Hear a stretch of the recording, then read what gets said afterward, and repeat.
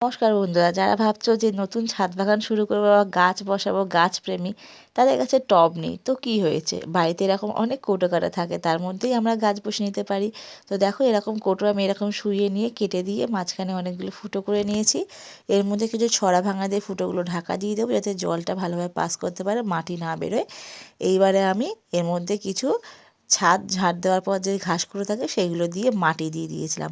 এর মধ্যে দিয়েছিলাম আমি ঝাঁটি বিনসের দানা। দেখো গাছগুলো উঠেছে, কত সুন্দর দেখাচ্ছে তাই না? আর প্লাস্টিকের মধ্যেও দেখো আমি কিছু গাছ দিয়েছিলাম ঝাঁটি বিনসের, সেগুলোও উঠেছে। একটা ভাঙা বেসিন ছিল, তার মধ্যেও আমি মাটি দিয়ে কিন্তু এই দেখো মেথি শাক করেছে, কত সুন্দর দেখাচ্ছে।